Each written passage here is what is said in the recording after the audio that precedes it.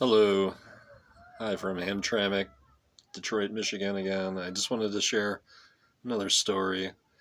I've been sharing stuff over on YouTube for probably about 8 years now, and this story is about Kid Rock and Kid Rock's quote unquote uncle, Larry Garcia, and a little bit about our city as well.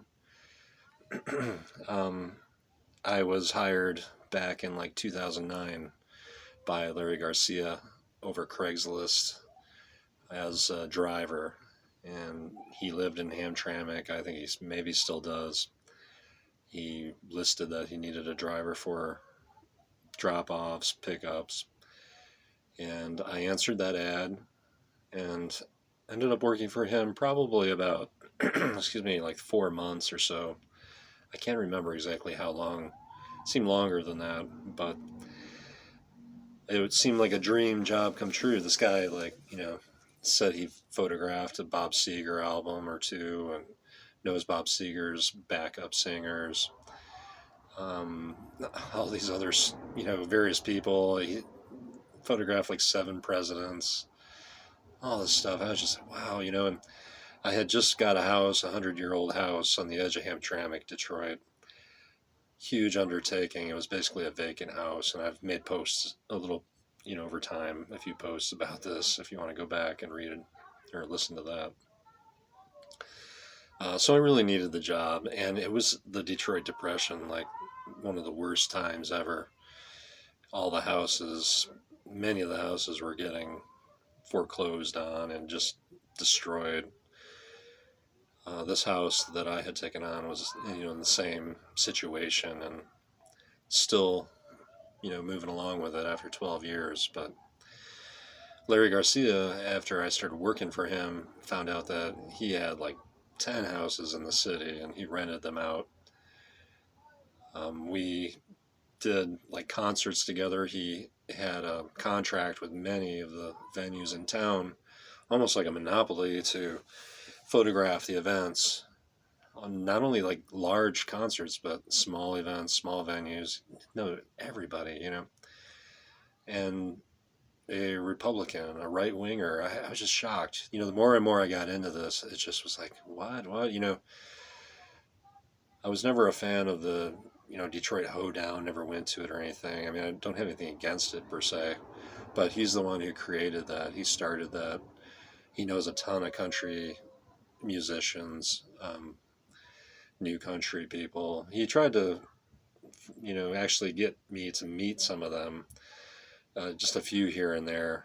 Not really per se. I don't know, what the intention actually was, but like one lady, I wish I could remember her name, but I remember him telling me that she wanted to go to a strip club that she was by.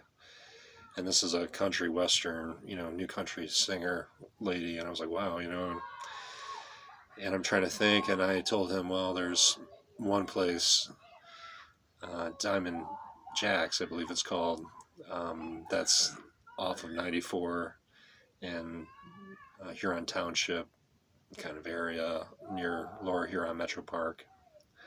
And I've never actually been in there. I've heard a lot of stories and yada yada. I've seen the ladies walking because I've painted in the woods around there. There's some pretty amazing woods that I've been enamored with in the Huron River Valley there for a long time. Canoed and many times hiked all over that place ever since I was a kid. So he took her there and he said that she had a great time. He wanted me to go, but I didn't. I was fresh into a divorce separation and I was getting served, about to get sued. But a lot of stuff was going on, and my art career was pretty intense in music. I was on several acoustic compilations at that time, and the company in Baltimore wanted me to be on a few more actually, and I pulled out after the second one because they were asking for more money, and not much was coming out of this with the promises. And today I still see that music that I had in those albums being sold by people all over the country and all over the globe on the internet.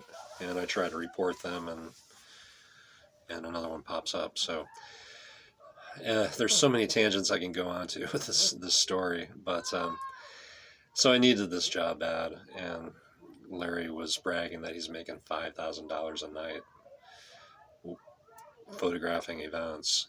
And also, he had other people working for him at other venues at that time taking photos as well. And I'm a really good photographer, to say the least. And he never gave me any opportunities for that.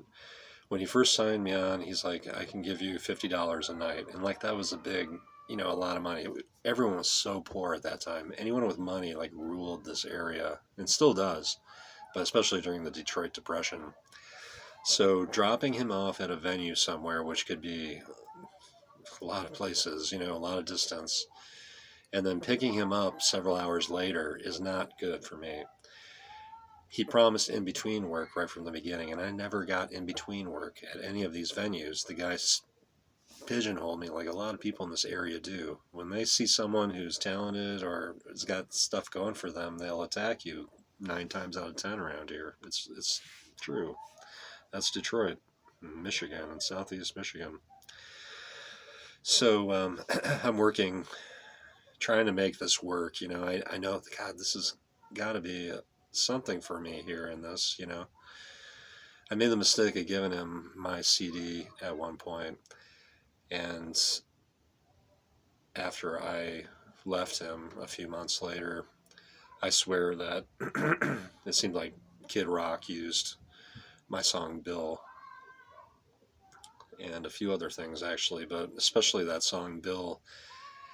Really, when I heard his song Born Free, that's my song Bill, and Born Free I used in the song, and I also used it on my MySpace page.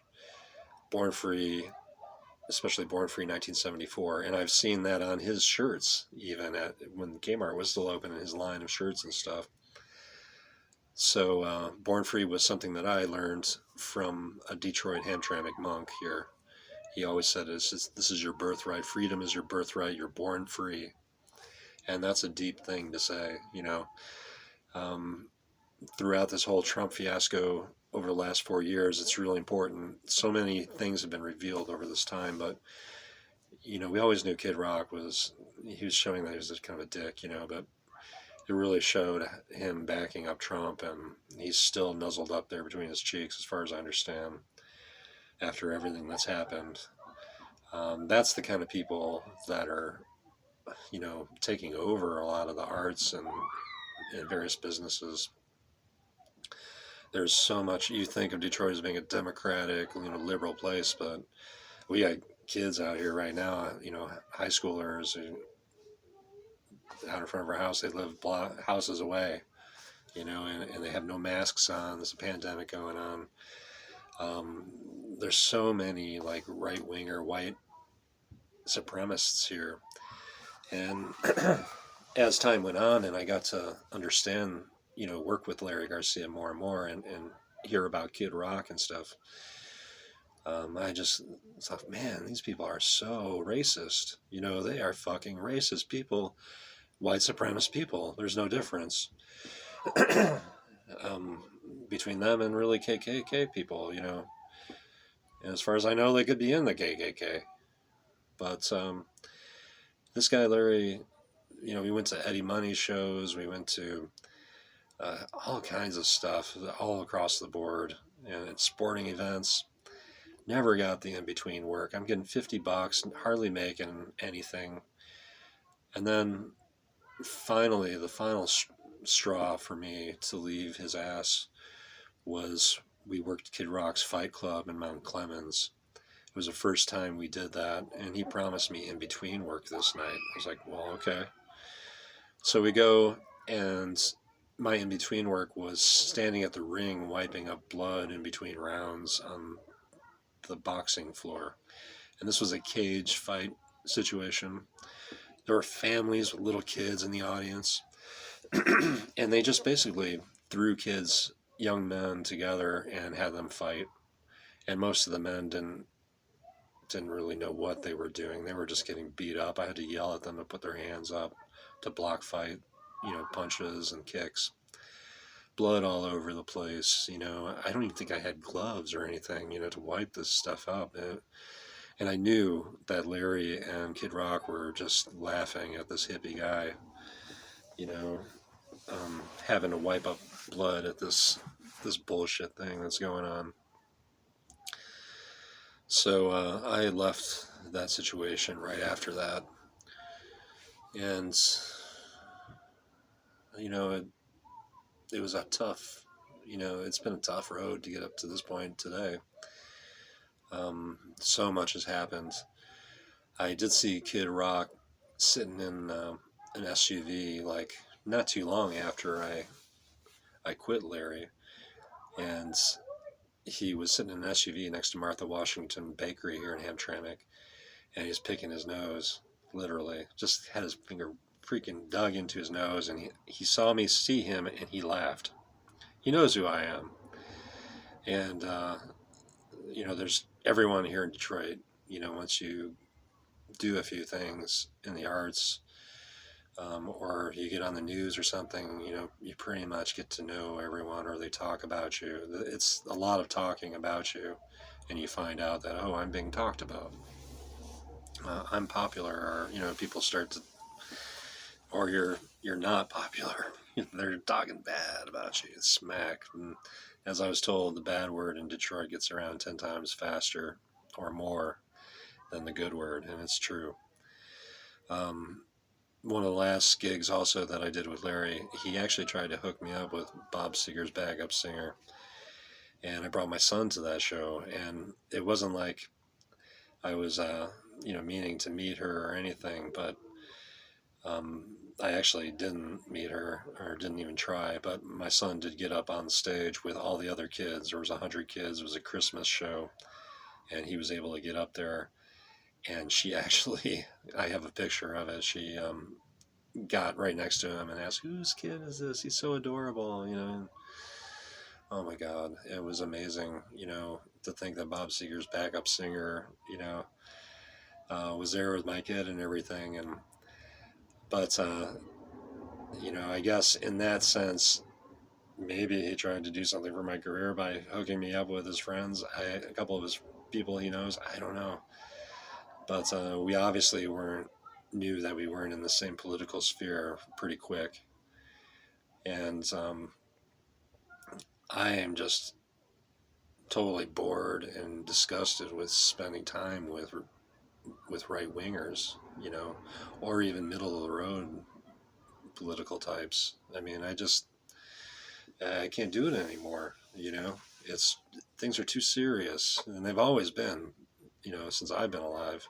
But things are just way too serious to be an asshole, a white, right winger, or whoever you are, whatever color and race you are, just to be ignorant, and there's people in all cultures, and racism is a human thing all over the world.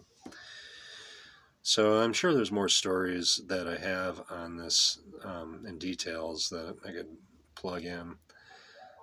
Maybe I will over time, but it's just an interesting experience that I thought I would share, and a glimpse into what some of these people are really like.